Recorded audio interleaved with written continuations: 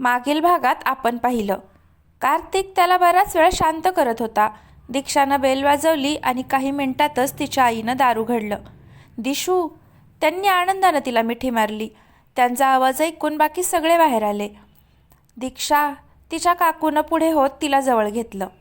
आता पुढे. तिला दरवाजातच उभं करून ठेवणार आहात का? सुधाकरराव म्हणाले.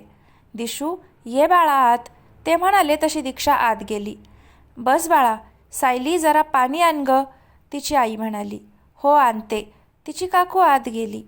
दिशू, बाळा कशी आहेस ग? काय करून घेतलंयस हे स्वतःचं? बरं झालं बाई आलीस परत, किती त्रास काढला माझ्या लेकरानं, तिची आई तिला कुरवाळत होती. सुधाकर आणि सुरेंद्रही तिच्या शेजारी बसून होते.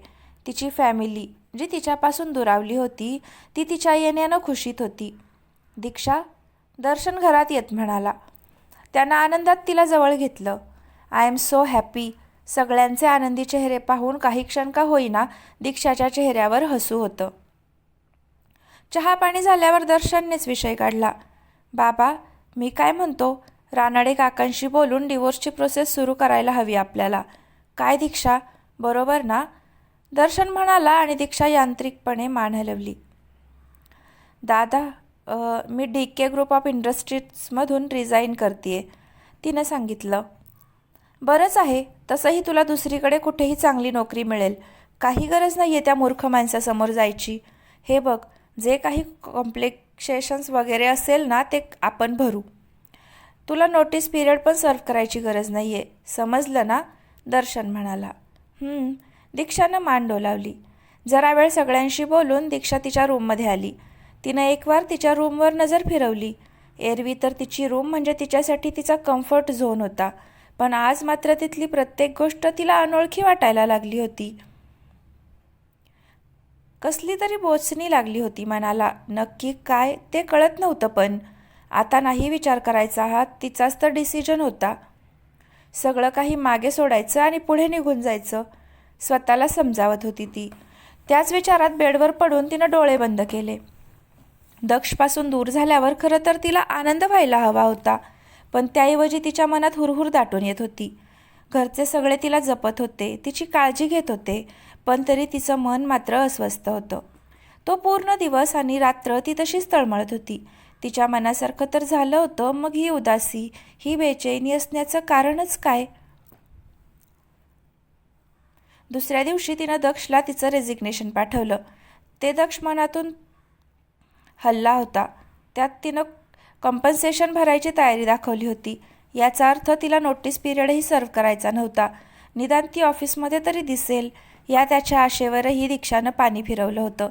खरं तर त्याला हे अनपेक्षित होतं, पण मन मानायला तयार नव्हतं. यावेळेस तिला कुठल्याही गोष्टीची जबरदस्ती करायची नाही हे त्यानं मनोमन ठरवलं होतं. दीक्षा गेल्यापासून दक्ष जणू काही जिवंत पुतळा बनला होता. त्याचं आयुष्य रोबोटसारखं झालं होतं. सकाळी उठलं की ऑफिस, दिवसभर काम आणि रात्री उशिराने घरी येणं. सगळी कामं यंत्रवत चालू होती. त्याची ती अवस्था पाहून आई आणि दिव्या तिळतिळ तुटत होत्या, पण आता कुणाच्याच हातात काही उरलं नव्हतं. घरी आल्यापासून दीक्षा शांत शांत होती.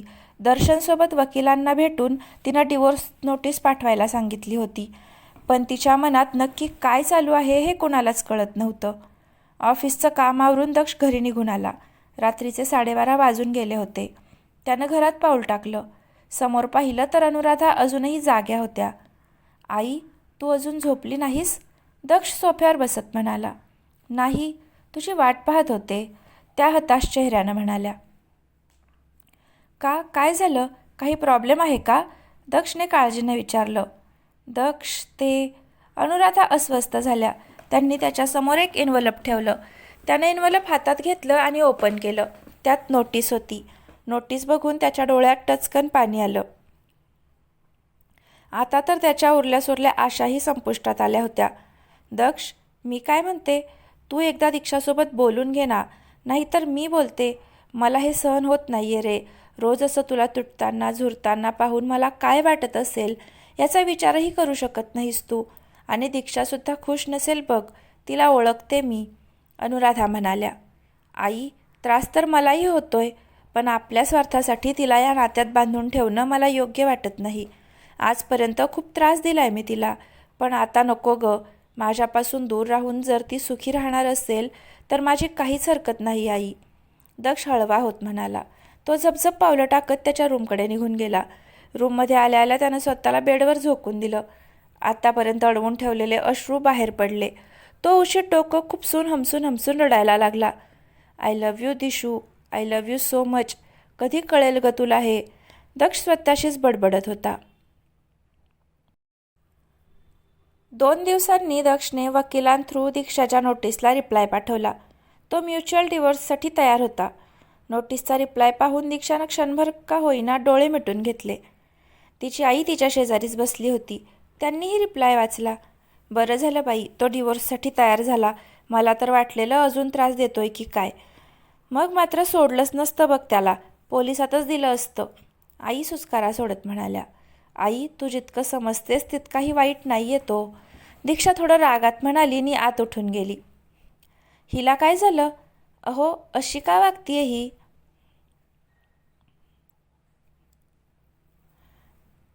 तिची आई म्हणाली. वहिनी, डिवोर्स घेणं एवढं सोपं वाटतं का तुम्हाला? त्यानं मनात आणलं असतं तर हे सगळं आपल्याला खूप कठीण होऊन गेलं असतं. समजतंय ना तुम्हाला? दीक्षाचे काका म्हणाले. तशा त्या गप्प झाल्या. पण दीक्षाने दक्षची बाजू घेणं काही त्यांना रुचत नव्हतं. डिवोर्सची प्रोसेस सुरू झाली आणि फॉर्मॅलिटीज कंप्लीट करण्यात जवळजवळ 1 महिना गेला. या महिन्याभरात खूप काही बदललं होतं. दक्ष तर पार बदलून गेला होता. काम आणि काम, बास हेच त्याचं आयुष्य बनलं होतं. दीक्षा घरच्यांसोबत बोलत तर होती, पण मनातून काहीतरी तुटत होतं. काय ते तिला कळत नव्हतं. नाही म्हणायला कार्तिकशी तिचं अधूनमधून बोलणं व्हायचं आणि त्याच्याकडून दक्षविषयी कळायचं तेवढंच. शेवटी तो दिवस उजाडलाच. आज दक्ष आणि दीक्षा पेपर्सवर साईन करण्यासाठी वकिलांच्या चेंबरला भेटणार होते. दीक्षासोबत दर्शन आणि सुधाकर आले होते. बराच वेळ झाला तरी दक्षचा पत्ता नव्हता. बाबा, तो येईल ना? भेटण्याची वेळ निघून गेली म्हणून विचारतोय, दर्शन काळजीत म्हणाला. आता त्यानं होकार दिलाय म्हणजे तो येईल, सुधाकरराव कसंबसं म्हणाले. हा काय, आलाच. त्यांनी समोर बोट दाखवलं. दक्ष आणि कार्तिक समोरून येत होते. दीक्षाचीही नजर त्याच्यावर गेली. गेल्या 2-3 महिन्यात तो खूप बदलला होता. ओढलेला चेहरा, निस्तेज डोळे, चेहऱ्यावरही काही भाव नव्हते. दीक्षाची नजर त्याच्यावर स्थिरावली होती. हा तोच दक्ष होता जो कधी काळी ॲटिट्यूडमध्ये वावरायचा. या गोष्टीवर तिचा विश्वासच बसत नव्हता. सॉरी, जरा उशीर झाला, एक मीटिंग होती, दक्ष दिलगिरी व्यक्त करत म्हणाला. ठीक आहे, चला आता, दर्शन त्याला इग्नोर करत म्हणाला आणि दीक्षाला आत घेऊन गेला. दोघे वकिलांसमोर बसले. त्यांनी दिलेल्या पेपर्सवर सह्या करायच्या होत्या. दीक्षाने एक नजर पेपर्सकडे पाहिलं आणि सही करून ते दक्षच्या पुढ्यात सरकवले. पेपर्स पाहून दक्षचे डोळे भरून आले होते. कार्तिकनं अलगद त्याच्या खांद्यावर हात ठेवला तसं त्यानं स्वतःला सावरलं आणि पेन उचलत सही केली. यापुढे तुम्हा कारखानिसांशी आमचा काहीही संबंध नसेल, लक्षात ठेवायचं, दर्शन कठोर आवाजात दक्षला म्हणाला. Thanks sir and goodbye, Daksh कसंबसं म्हणाला आणि दीक्षाकडे न पाहताच तो चेंबरमधून बाहेर पडला. कार्तिक एक नजर दीक्षाकडे पाहून त्याच्या मागे गेला, पण तोपर्यंत दक्षने ऑलरेडी गाडी स्टार्ट करून पळवली होती. दक्ष, कार्तिकनं मनातच त्याला साथ घातली. आत्ता या क्षणी त्याला एकटं राहू देणं कार्तिकला पटत नव्हतं, पण सध्या तेच गरजेचं होतं. तो उदास नजरेनं त्या दिशेला पाहत राहिला.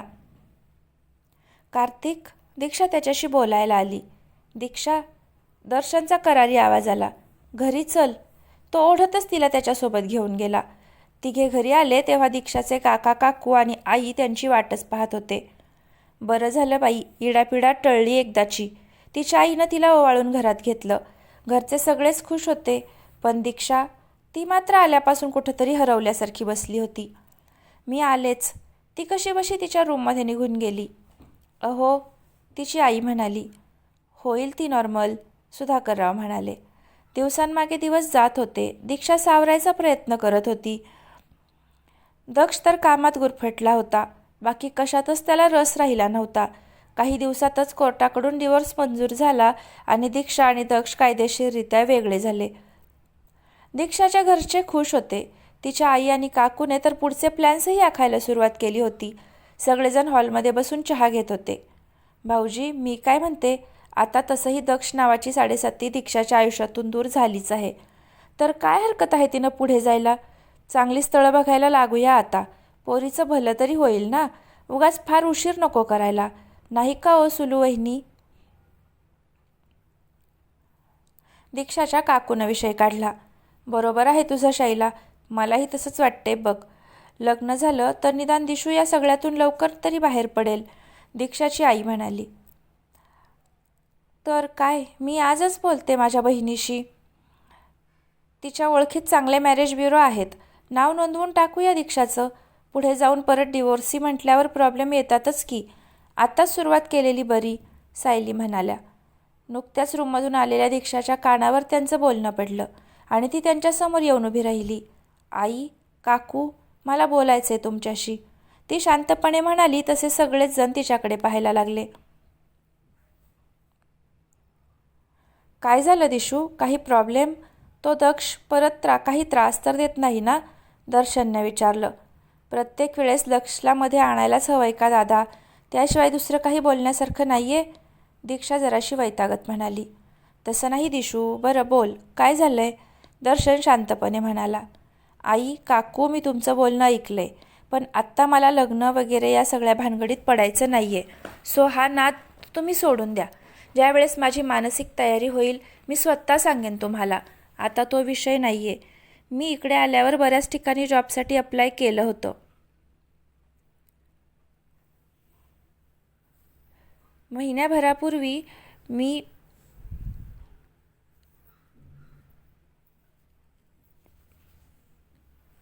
गेले होते त्याच कामासाठी. 2 ठिकाणी इंटरव्ह्यू दिले होते मी आणि त्यातल्या एका कंपनीत माझं सिलेक्शन झालं आहे, दीक्षा सगळ्यांकडे पाहत म्हणाली. अरे वा, ही तर चांगली गोष्ट आहे ना. मला माहीत होतं तुला जॉबसाठी जास्त त्रास घ्यावा लागणार नाही, दर्शन खुश होत म्हणाला. दादा, पुढचं ऐकून घे. बोल ना. माझं सिलेक्शन झालं आहे, पण इथल्या ब्रँचसाठी नाही, तर बँगलोरच्या ब्रँचसाठी, दीक्षा शांतपणे म्हणाली. काय? अगं मग नको सांग ना, तुला दुसरीकडे जॉब मिळेल दिशू, तू त्यांना नाही म्हणून सांग, दर्शन म्हणाला. नाही दादा, मी त्यांना माझा होकार कळवलाय.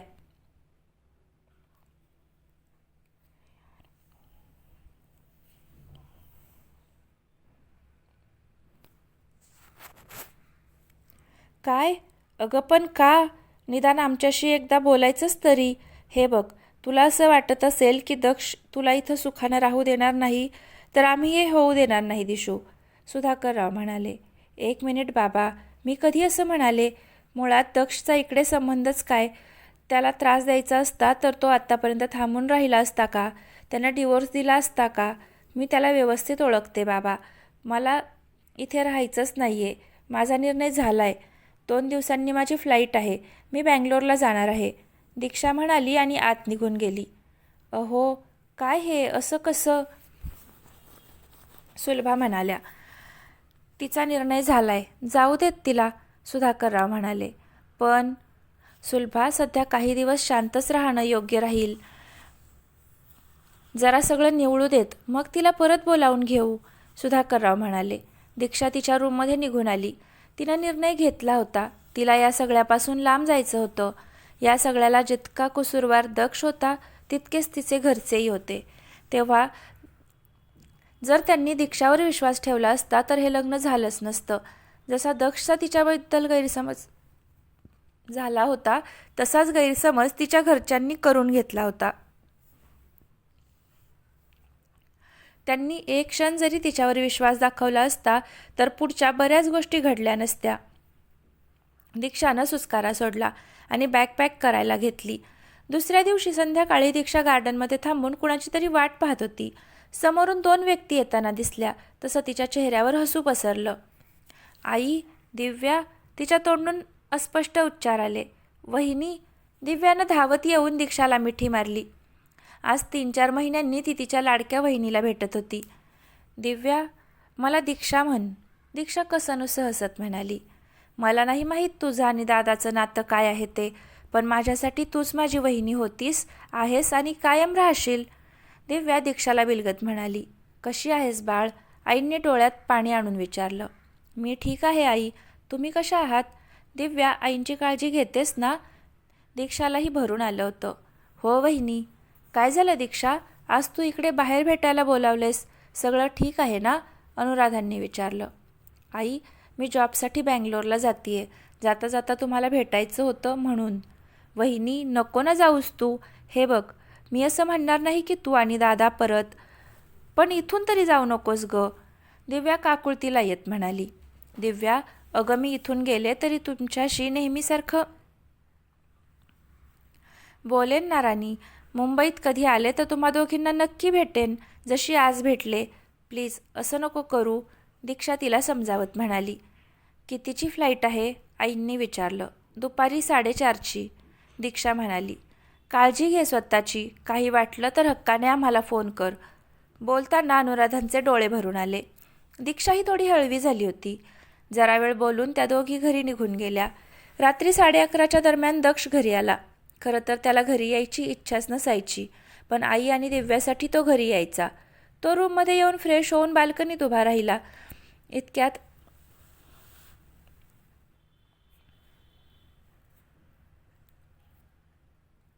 दिव्या त्याच्या रूममध्ये आली.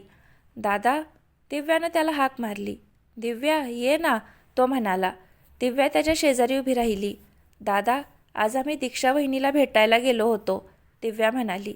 तिच्या तोंडून दीक्षाचं नाव ऐकून क्षणभर त्याच्या चेहऱ्यावर चमक आली, पण क्षणभरच. कशी आहे ती? त्यानं स्वतःला सावरत विचारलं. दादा, खरं सांगू, मला तर ती अजिबात खुश वाटली नाही. तू का नाही तिला मनवण्याचा प्रयत्न केलास? कदाचित. दिव्या, तिला जर माझ्याविषयी खरंच काही वाटत असतं तर तिने डिवोर्स नसता घेतला. हे बघ, एवढं काही घडून गेलंय तिच्या आयुष्यात.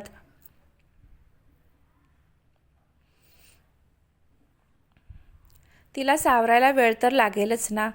अरे, पण ती रागाच्या भरात असं वागत असेल तर मला सांग, तिला जर खरंच इथून जायचं असतं तर आज ती खुश असायला हवी होती ना.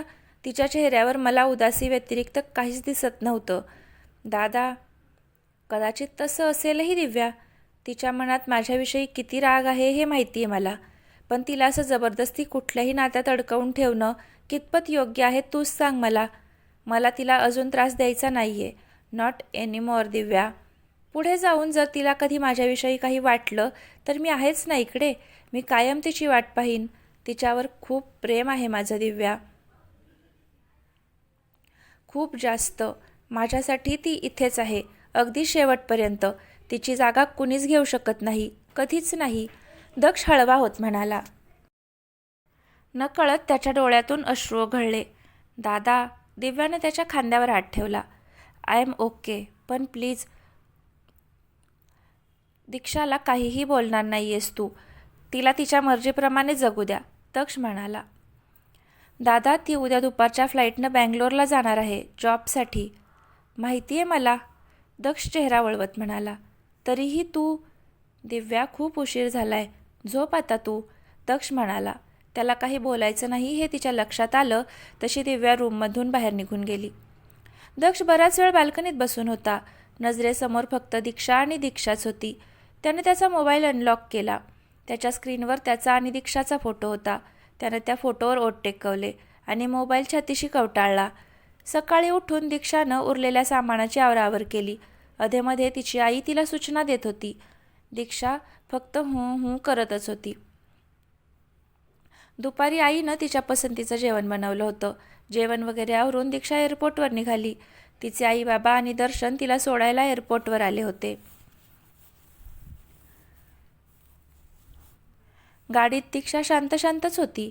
तिनेच हा डिसिजन घेतला होता आणि आता तिलाच कसला त्रास होत होता हे ते सांगता येत नव्हतं. या सगळ्या ट्रॅपमधून ती मोकळी तर झाली होती, पण तरीही कसली रुखरुख लागली होती मनाला काय माहीत. गेटपाशी आल्यावर दर्शननं तिचं सामान काढलं. काळजी घे ग स्वतःची दिशू, काही लागलं तर सांग हा बाळा, तिची आई भरल्या डोळ्यांनी म्हणाली. तिचे बाबा आणि दर्शनही जरासे इमोशनल झाले होते. याआधीही दीक्षा हैदराबादला राहिली होती, पण तेव्हाची आणि आत्ताची सिच्युएशन फार वेगळी होती. हो, तुम्ही सगळेही काळजी घ्या, दीक्षा म्हणाली. आईबाबांना नमस्कार करून दीक्षा आत जायला निघाली. जरा पुढे गेलीच असेल की तिची पावलं अडखळली. दक्ष, आपसूक तिच्या तोंडातून आलं. त्याचा प्रेझेन्स तिला आजूबाजूला जाणवत होता. नाही, तो इकडे काय येईल? तिने स्वतःला समजावलं, पण मन मात्र मानेना. तिनं आतुरतेनं सभोवताली नजर फिरवली, पण तो तिला कुठेच दिसला नाही. भास, हो भासच असेल माझा. दीक्षा वळून पुढे निघाली आणि कधीपासून तिला पाहत असलेला दक्ष खांबा आडून डोकावला. तिच्या आधीच तो एअरपोर्टवर पोहोचला होता. तिच्या गेटची वगैरे चौकशी करून तो आडोशाला थांबून तिची वाट पाहत होता. मी जाण्याआधी त्याला तिला डोळे भरून पाहायचं होतं. तिचं रूप मनात साठवायचं होतं. काय नशीब होतं दोघांचं. जिच्यावर तो जीवापाड प्रेम करायला लागला होता ती त्याला सोडून चालली होती. दीक्षानं एकदा वळून पाहिलं तसा तो परत आड लपला. तिनं मान वळवली आणि ट्रॉली ढकलत आत निघून गेली. ती नजरेआड होईपर्यंत तो तिलाच पाहत होता. तिच्यासाठी तो कोणीच नव्हता, पण त्याच्यासाठी ती त्याचीच होती. त्याची दीक्षा, त्याचं अधुरं प्रेम. तर फ्रेंड्स, आजचा भाग कसा वाटला नक्की कमेंट करून सांगा. या पर्वातील या कथेचा हा शेवटचा भाग होता. उद्यापासून या कथेचं नवीन पर्व चालू होईल. तर पुढचे भाग नक्की पहा आणि पुढचे भाग पाहण्यासाठी चॅनलला आत्ताच सबस्क्राईब नक्की करा. धन्यवाद.